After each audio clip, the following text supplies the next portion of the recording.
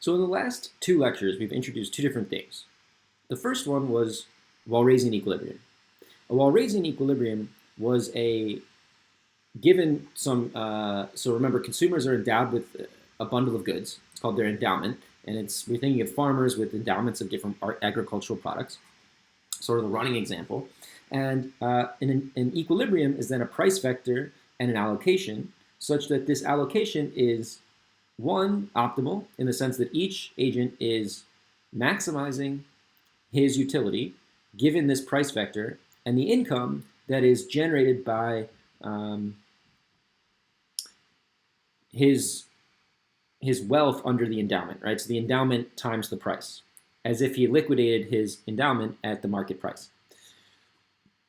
So you could think of it as this two-stage thing where first you sell everything, then you buy back your Walrasian demands. So the first criterion is that these are optimal demands, and the second one is that it's feasible. In other words, the market demand, the demand for each good across the entire market, across each agent, is less than the entire supply of that good in the market. In other words, that whatever we started with, the final demand is no larger than that. And so this is the notion of a competitive equilibrium or a Walrasian equilibrium. We talked about that at length, and we showed that it exists under relatively general assumptions.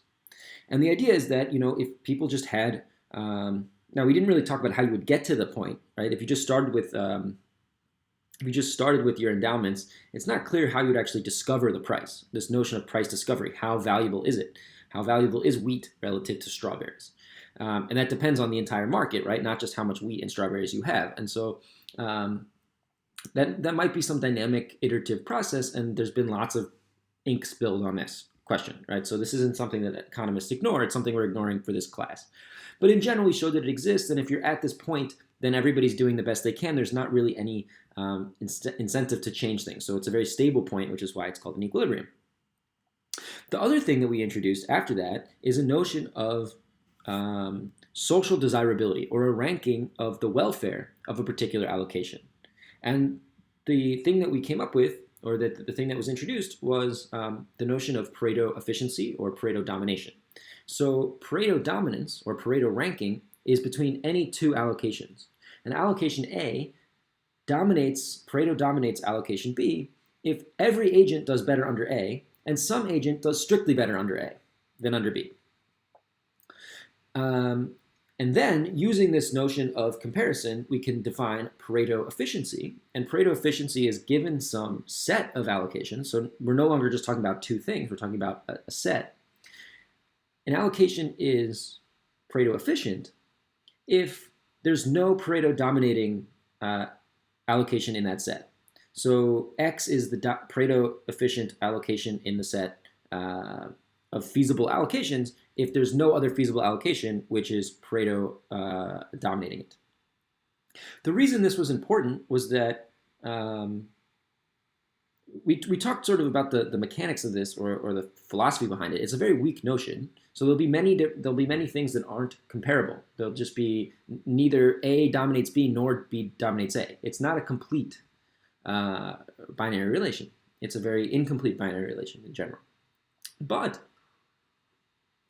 because it's so weak, it's a good target for a first pass about we should at least meet this criterion if we don't meet any other ones.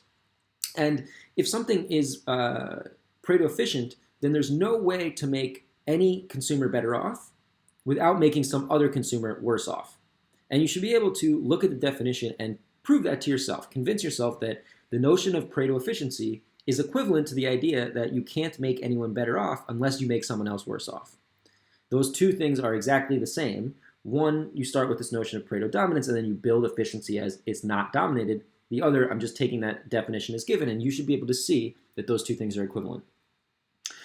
So why do we care about this? Well, we care about this because if it wasn't true, if you weren't at a Pareto efficient point, then there would be a way to make everybody better off without making anyone worse off. And that seems like a clear improvement and very uncontroversial way of making the world better. And so there's no reason why we would think that you would want to end up at a point that is not Pareto efficient. Now, what we're going to talk about here is the relationship between the outcome of an equilibrium, the allocations of an equilibrium, and Pareto efficiency. And the reason this is interesting is sort of thinking counterfactually, what if instead of a market and this notion of price as allocating goods amongst people, we had some other system? And perhaps you could just think about a benevolent dictator. So someone who's really good-natured and has ultimate power, right? They can do anything they want, but they have the consumer's interests in mind. So in the beginning of the time, they just steal everybody's endowments. They put them in a pile in the middle of the country, and then they allocate them back to consumers. And they don't have to worry about things like prices. They don't have to worry about things like Walrasian demand. They don't have to worry about utility maximization problem or anything like that. All they do is they take the goods and they distribute them in any way that they see fit.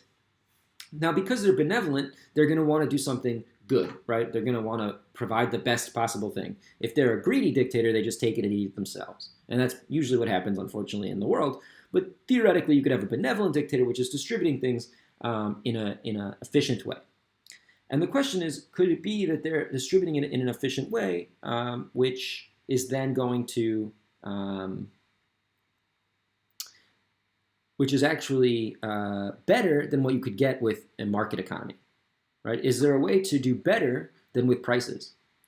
And if it turns out that competitive equilibria are Pareto inefficient, right? There's some Pareto domination, then this guy who just does everything by fiat, just by his dictatorial power, takes away things and redistributes it, could do better, right? Because he could find the Pareto dominating allocation, whereas the market couldn't find the Pareto dominating allocation. The other way is possibly true too, right? Maybe there's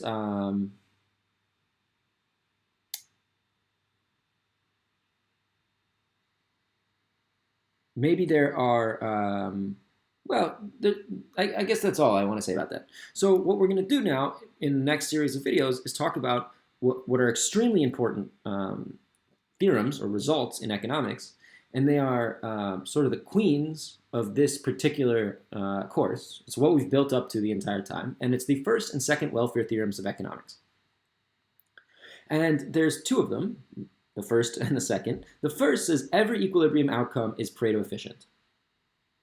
The second says every Pareto efficient allocation is part of some equilibrium. And this means that really there's a very tight correspondence between competitive equilibria and Pareto efficiency. So if something is Pareto efficient, then it can be constructed through market forces. And if something is the outcome of a market, then it must be Pareto efficient. And we're going to talk about why these aren't what these theorems say and what they don't say. So they're not. This doesn't say that markets do everything you would want. There's no room for improvement by any means. And there's a lot of assumptions that come into them. And we're going to talk about the assumptions. The proofs are actually not very hard. So we're going to do sketches of the proofs in class. And they're enlightening. They tell you and they walk you through the intuition of why these things are true. So that's where we're headed.